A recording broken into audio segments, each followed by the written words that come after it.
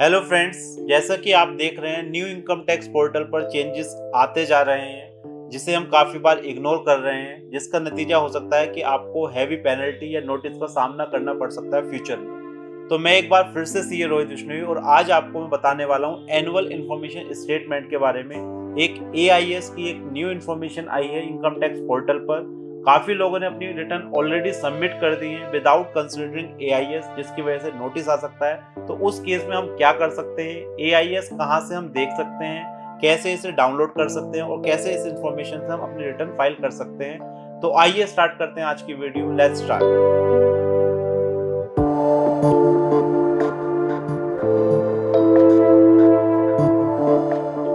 तो दोस्तों, सबसे पहले हम इनकम टैक्स पर लॉगिन करेंगे। ये हमने लॉगिन कर लिया है। अब एआईएस जो आपको देखना है, सर्विसेज में आपको जाना है।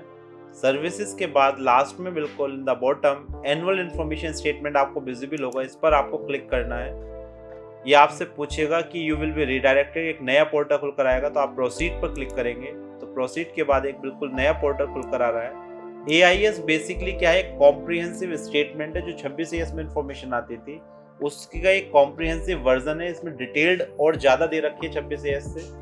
टैक्स पेयर इसमें सबसे जो नई बात है, आप इसमें अपनी फीडबैक सबमिट कर सकते हैं। 26 एएस में क्या होता था, काफ़ी बार हमारा टीडीएस नहीं होता था और वो भी शो कर रहा होता था, तो हम उसमें कोई फीडबैक सबमिट नहीं कर सकते थे। बट यहाँ पर इन्होंने बहुत अच्छी बात दी है, कोई इन्फॉर्मेशन अगर आ रही है तो आप अपनी फीडबैक दे सकते हैं कि ये करेक्ट है या इनकरेक्ट है, या कितनी करेक्ट है, कितनी आप इसे एडमिट कर रहे हैं, कितना नहीं कर रहे हैं। तो इसमें दोनों चीज़ें आएंगी, कितनी इन्फॉर्मेशन रिपोर्ट करिए, कितनी आपने मॉडिफाई करी, एक्सेप्ट करिए, वो सारी चीज़ें इसमें आएंगी। तो ये बता रखा है क्या है, एक AIS is a comprehensive view information for tax payer displayed in the form 26 AS। अब ऐसी tax payer information summary is an information category wise aggregated information summary for a tax payer. It shows processed value, that is value generated after deduplication of information based on predefined rules, and derived value, that is value derived after considering the taxpayer feedback। TIS क्या है, जो tax payer ने value accept करी है, उसे process करने के बाद जो वैल्यू आ रही है वो इसमें आपके टैक्स पेयर इन्फॉर्मेशन समरी में दी जाएगी। तो आइए सबसे पहले देखते हैं AIS पर हम क्लिक करेंगे।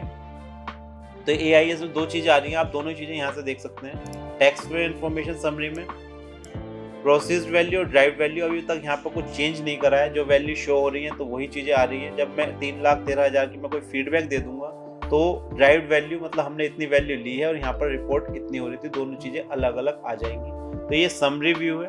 अब AIS में अगर हम जाएंगे तो AIS में एक डिटेल्ड व्यू आ जाएगा।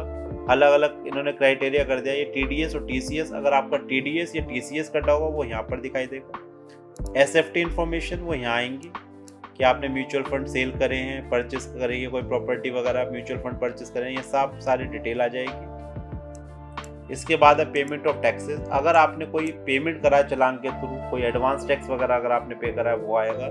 यहाँ पर एक चीज़ और ध्यान रखने वाली, यहाँ पर असेसमेंट या 20-21 की इन्फॉर्मेशन भी आ रही है, तो उसे हमें कंसिडर नहीं करना है, क्योंकि हम असेसमेंट 21-22 की रिटर्न फाइल कर रहे हैं, तो हमें उसे देखना है। तो इस चीज़ का ध्यान रखें। डिमांड और रिफंड अगर कुछ है, रिफंड का इंटरेस्ट वो भी यहाँ पर शो हो जाएगा। अदर इन्फॉर्मेशन, यहाँ पर इवन आपका सेविंग बैंक का इंटरेस्ट पे रिपोर्ट हो रहा है, रिफंड पे जो इंटरेस्ट आ रहा है वो भी आ रहा है, FD का इंटरेस्ट भी आ रहा है। तो एक 26 AS से कुछ ज़्यादा इन्फॉर्मेशन यहाँ पर आ रही है। पहले क्या होता था, हम केवल 26 AS देखते थे, अब 26 AS भी देखना है आपको, और एक ये AIS भी ज़रूर देखना है अपने रिटर्न फाइल करने से पहले। अब सबसे बड़ी चीज़ क्या होता है, हमने देख लिया, अब इसे आप डाउनलोड करेंगे। डाउनलोड करके इसका प्रिंट आउट निकालिए। प्रिंट आउट निकालने के बाद एक एक चीज़ टिक करिए। लेकिन डाउनलोड करने के लिए आपका ऑप्शन है AIS कंसोलिडेटेड फीडबैक, तो आप इसे डिटेल में PDF में कर सकते हैं। इसका पासवर्ड जो होगा आपका कैपिटल में पैन नंबर और डेट ऑफ बर्थ ये दे रखा है। अगर आपका पैन नंबर ये है और डेट ऑफ बर्थ ये है तो इसका पासवर्ड ये होगा। नीचे एग्जाम्पल भी दे रखा है, तो आप इसकी हेल्प लेते हैं। इसे डाउनलोड कर लेते हैं एक बार।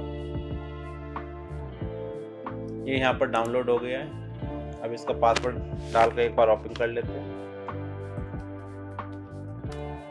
ये देखिए, इसका आप प्रिंट आउट लेकर जब इसे रीड करिए, क्योंकि इसमें काफ़ी सारे मतलब आपके डिपेंड करता है केस टू केस। काफ़ी बार क्लाइंट्स जो है अपनी इन्फॉर्मेशन देता नहीं है और हम उसकी रिटर्न उसकी इन्फॉर्मेशन के बेस पे सबमिट कर देते हैं। तो ये भी हमें ध्यान रखना होगा कि हमें AIS और 26 AS दोनों को देखना है, और कोई इन्फॉर्मेशन अगर उसने नहीं दी है तो हमें उससे वो इन्फॉर्मेशन लेनी है, जिससे हमें अपनी रिटर्न फाइल करने के बाद कोई नोटिस ना आए और कोई प्रॉब्लम ना हो। तो ये तो हुई हमारी एक बात कि हमने इसे कैसे डाउनलोड करना है, क्या क्या हमें इन्फॉर्मेशन देनी है। अब रिटर्न फाइल करने से पहले दोनों को देखना है, 26 ASP और AISP।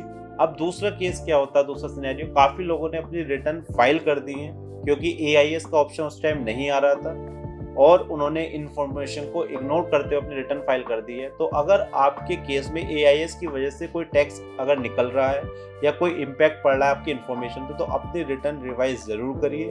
अदरवाइज आपको फ्यूचर में कोई नोटिस या डिमांड आपको निकल सकती है जिससे आपको प्रॉब्लम हो सकती है। तो अभी भी आपके पास ऑप्शन है, आप अपनी revise return after considering AIS information revise कर दीजिए जिससे आपको फ्यूचर में कोई नोटिस ना आए और डिमांड ना आए। ये काफ़ी मतलब गवर्नमेंट ने थोड़ा डिले करा है, बट कहीं ना कहीं टैक्स पेयर के हैंड की भी रेस्पॉन्सिबिलिटी है कि जो भी आपसे इन्फॉर्मेशन होती है वो सारी की सारी अपने कंसल्टेंट को ज़रूर दें। और अगर आप अपनी रिटर्न खुद फाइल करते हैं तो इन सारी चीज़ों को ज़रूर ध्यान रखें, अदरवाइज फ्यूचर में आपको काफ़ी प्रॉब्लम हो सकती है। तो दोस्तों एक छोटी सी वीडियो थी जिसमें मैं आपको बताना चाह रहा था कि AIS एक बहुत ही काफ़ी बड़ा मेजर चेंज है जिसमें काफ़ी इन्फॉर्मेशन, छोटी से छोटी इन्फॉर्मेशन गवर्नमेंट ने दी है, यहाँ पर विजिबल हो रही है। और एक और चीज़ मैं बताना चाहता हूँ फीडबैक के लिए, जैसे हमें फीडबैक देनी है तो मैंने ये वाली इन्फॉर्मेशन अगर सेलेक्ट करता हूँ, ये देखिए खुलकर आ रहा है। यहाँ पर आपको जाना है इसके लिए, जैसे आपने ये सिलेक्ट कर लिया है, अब आपको बल्क फीडबैक देनी है तो इस पर आप क्लिक करेंगे और जो भी आप देना चाहते हैं, जैसे फॉर एग्जांपल मैंने सिलेक्ट कर लिया है कंटिन्यू, और यहाँ पर आप जो भी फीडबैक देना चाहिए, इस correct, transfer not in the nature of sale, तो आप यहाँ पर इंफॉर्मेशन नोट फुली करेक्ट, तो जितनी आपकी करेक्ट है वो आप अपना अमाउंट वगैरह सबमिट करके यहाँ से सबमिट कर सकते हैं। तो this is a new option कि आप अपना फीडबैक भी आप सबमिट कर सकते हैं जो 26 AS में नहीं थी। तो ये अच्छी चीज़ है। काफ़ी बार गलत इन्फॉर्मेशन विजिबल हो जाती है जिसके वजह नोटिस आ जाता है, तो गवर्नमेंट ने ये चीज़ पहले दे दी है टैक्स पेयर को कि आप अपनी फीडबैक भी ज़रूर सबमिट करें अगर आप एग्री नहीं करते हैं। तो ये काफ़ी अच्छा ऑप्शन गवर्नमेंट ने यूज़र फ्रेंडली बनाने के लिए काफ़ी अच्छा ऑप्शन दिया है। तो आप अपनी रिटर्न फाइल करने पहले AIS देखिए, अगर आप इन्फॉर्मेशन एग्री नहीं है तो फीडबैक ज़रूर दीजिए, उसके बाद अपनी रिटर्न सबमिट करिए, और अगर आपने रिटर्न ऑलरेडी फाइल कर दी है तो उसे रिवाइज ज़रूर करिए।